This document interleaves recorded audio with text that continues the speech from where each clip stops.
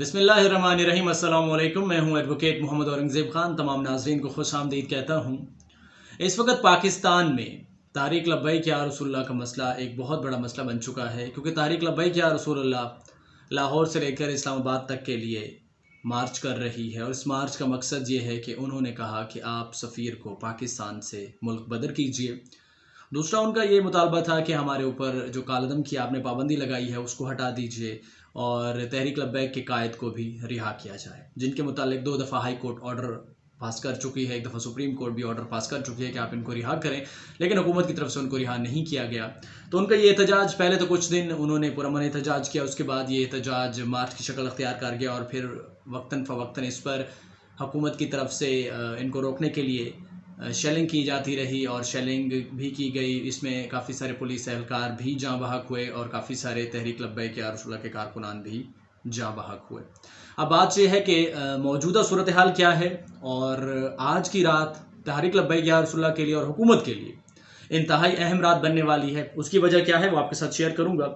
ताज़ा तरीन हालात जो है वो भी आपको बताना चाहूँगा कि हुकूमत और TLP के मुज़ाकरात का 5वां दौर जो शुरू हुआ था वो फिर से बेनतीजा हो गया। उसकी वजह यह है कि तारीक लब्बैक या रसूलुल्लाह भी अपने मुआहदात से पीछे हटने की बात नहीं कर रही, क्योंकि जब उनके साथ 3 दफ़ा मुआहदे किए गए हैं, तहरीरी मुआहदे किए गए हैं, उनसे जब हुकूमत हटती है तो दूसरे अल्फाज में कानून की ज़बान में और शरीयत की ज़बान में इसको वादा खिलाफ़ी कहते हैं। अगर हुकूमत वादा खिलाफ़ी करती है तो जनाब फिर तारीक लब्बैक या रसूलुल्लाह ने ये जो मार्च जारी रखा हुआ है वो इसको मज़ीद आगे बढ़ाएंगे। इसको इस वक्त गुजरावाला से वो गुज़र रहे हैं, गुजरावाला से अब उन्होंने अपने सफ़र का आगे आगाज़ किया है।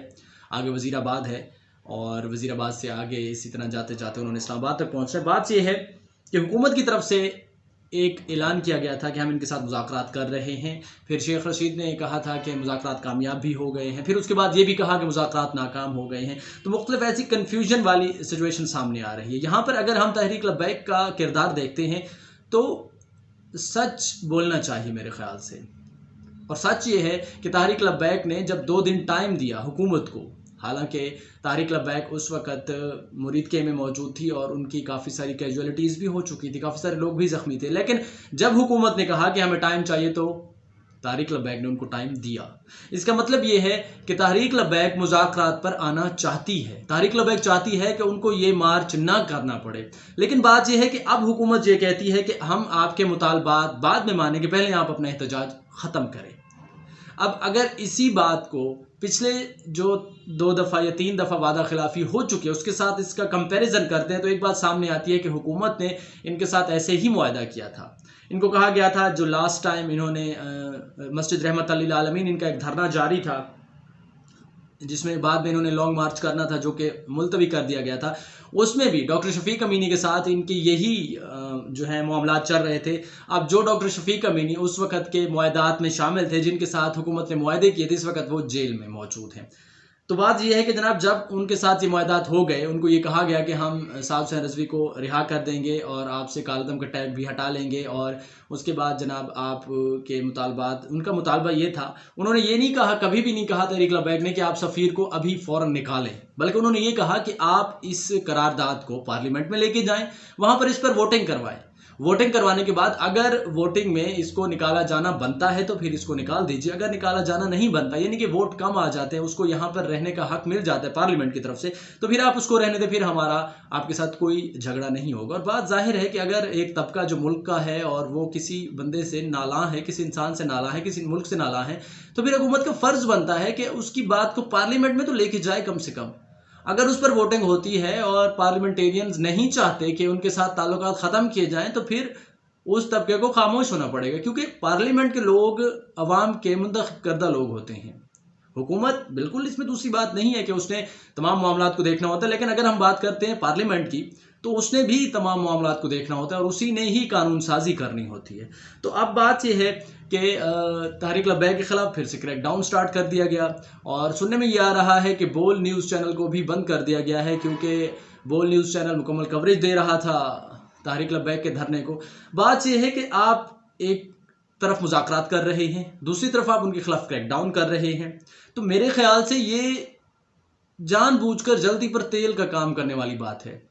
अगर आपने उनके साथ मुज़ाकरात करने थे, अगर आपको लगता है कि आप उनके साथ मुज़ाकरात कर सकते हैं, तो देन जब उन्होंने मुरीद कुएं में आपको 2 दिन दिए थे, तो तब आपको उनके साथ मुज़ाकरात कर लेने चाहिए थे।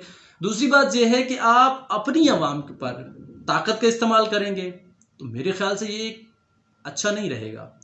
आप उनके साथ अफ़हाम व तफ़हीम के साथ बात करें। उसकी वजह यह है, मैं मान लेता हूँ कि वो गलत हैं, तारिक लब्बैक या रसूलुल्लाह वाले गलत हैं, लेकिन उसको किसने समझाना है? उसको समझाने के लिए क्या कोई आसमान से फरिश्ते आएंगे? या अगर गोलियों की ज़बान में वो समझते हैं ये तरीक़ाकार समझाने का है, तो फिर पूरी दुनिया को यही तरीक़ाकार अख्तियार करना चाहिए। जितने मुल्क हैं वो सब के सब एक दूसरे को समझाने के लिए फिर गोली की ज़बान इस्तेमाल करें मेरे ख्याल से, फिर इसको बदअमनी कहा जाएगा। तो जहाँ तक मैं समझता हूँ, और उसके बाद हुकूमत की तरफ से डेडलाइन दी जाती है, डेडलॉक कर दिया जाता है। उसके बाद ये कहा जाता है कि हम इनको वज़ीराबाद से आगे नहीं जाने देंगे, जेलम से आगे नहीं जाने देंगे। तो मेरे ख्याल से ये तमाम बातें उनके जज्बात को भड़काने वाली हैं। एक वो एहतजाज में हैं, इतने अरसे से एहतजाज में, उनके काफ़ी सारे लोग जाँ बहक हो चुके हैं, काफ़ी सारे लोग ज़ख्मी हैं। अच्छा, अब पुलिस का नुकसान होता है तो किसका नुकसान है? हमारा नुकसान है, मेरे मुल्क का नुकसान है। किसकी वजह से हो रहा है? 2 पार्टीज की जिद की वजह से हो रहा है। अच्छा, फिर अब इस जिद में पीछे कौन हटा है? एक बात वाज़ेह और अयां है कि तारिक लब्बैक ने 2 दिन दिए। अब अगर उन्होंने आपको 2 दिन दिए हैं तो आपको भी एक स्टेप आगे लेना चाहिए। अब मैं हैरान व परेशान हूँ, पूरी कौम को ये बताया जा रहा है कि हम सफ़ीर नहीं निकाल सकते, नहीं निकाल सकते, नहीं निकाल सकते, और तहरीक लब्बैक ये कहती भी नहीं है कि आप सफ़ीर को निकालो। भाई, तहरीक लब्बैक का मौक़िफ़ यह है कि आप इस करारदाद को पार्लियामेंट में लेके जाएं, और यही मुआहदा हुआ था, निकालने का मुआहदा तो हुआ ही नहीं था। अब आप कौम को ये बता रहे हैं कि जी अगर सफ़ीर निकाल दिया तो पाकिस्तान की आवाम भूख से मर जाएगी। तो भाई आप करारदाद लेके जाओ, सिंपल सी बात है। आप उधर से भी लाशें गिर रही हैं, उधर से भी लाशें गिर रही हैं, ना कोई पूछने वाला है, ना कोई कुछ कहने वाला है। जो लोग एक दफ़ा वादा करके मुकर गए हैं वही लोग दोबारा से मुज़ाकरात कर रहे हैं। बात यह है कि अजीब एक कैफियत जारी है। अब कहा यह जा रहा है जनाब कि वज़ीराबाद से आगे नहीं जाने देंगे। जो मेरी प्रेडिक्शन है, जो मैं चीज़ अंडरस्टैंड कर रहा हूँ कि आज और आने वाली एक रात और अगला दिन ये इंतहाई अहम होने वाला है। उसकी वजह यह है कि इस मार्च ने वज़ीराबाद के मकाम को भी क्रॉस करना है, जेलम के पुल को भी क्रॉस करना है। अच्छा, फिर बात यह है कि आप मार्च को रोकने के लिए, अब जेलम, मुझे सुनने में ये मिला है, बल्कि मैंने वीडियो भी देखी है कि जेलम पुल पर दीवार तामीर की जा रही है।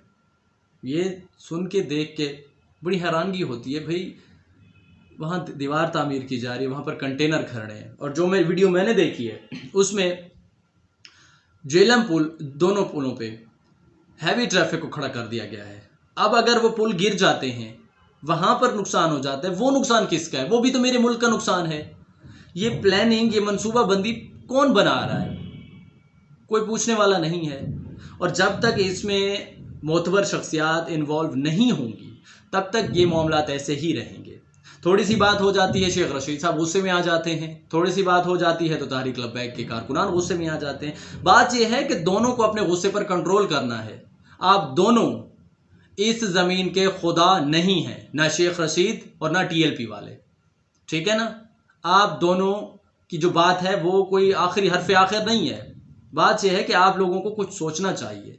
तारिक लब्बैक वाले हैं या फिर हुकूमत के नुमाइंदगान हैं। कभी कहा जाता है कि तारिक लब्बैक के साथ आईनी हाथों से निपटा जाएगा, कभी उनको दहशतगर्द डिक्लेयर कर रहे हैं। अब एक बंदे को आप दहशतगर्द कह रहे हैं, उसके बाद कहते हैं कि हम आपके साथ मुज़ाकरात भी करते हैं। तो ऐसी दोगली पॉलिसी मुल्क और मिल्लत को बांटने वाली बात है, जो सीधी सी बात है। इसमें ना कोई झोल है, ना कोई दो नंबरी है। बात यह है कि आप लोगों को बैठकर मुज़ाकरात करने चाहिए। रह गई बात कि जेलम को क्रॉस करना है या नहीं करना, तो तारिक लब्बैक को जेलम क्रॉस ना करने दें, उसकी ज़रूरत ही पेश ना आए। आप फ़ौरन से, मज़ीद नुकसान होगा तो तब जाके आप लोग, दोनों लोगों को जो है ना समझ आएगी। तारिक लब्बैक से आप रब्ता करें। अगर वो एहतजाज कर रहे हैं, दुनिया भर में एहतजाज होते हैं। अभी कुछ दिन पहले फैज़ाबाद में ताजरों ने धरना दिया, उस पर तो किसने शेलिंग नहीं की, कोई भी उस पर फायर नहीं चला। PDM के जलसे हो रहे, उस पर भी कोई शेलिंग नहीं, कोई फायर नहीं। इनको भड़काने के लिए इनकी कैजुअलिटीज़ की जाती हैं, या फिर मामलात जो हैं वो ऐसे हैं कि बस इस मुल्क और मिल्लत को नीली बत्ती के पीछे लगा के रखना है। तो मेरे ख्याल से ये मामलात बिल्कुल गलत हैं। तारिक लब्बैक इस वक्त पुरअमन तौर पर जा रही है। अब देखें, कल के दिन कोई शेलिंग नहीं हुई, तो तारिक लब्बैक ने भी कोई मसला खड़ा नहीं किया। वो उन्होंने इस्लामाबाद जाना है, आप उनको अगर रोकना चाहते हैं, बात यह है कि आप ये दीवारें तामीर करके, ये ऐसे बौखलाए हुए इकदाम हैं जिनसे पूरी दुनिया हंस रही है।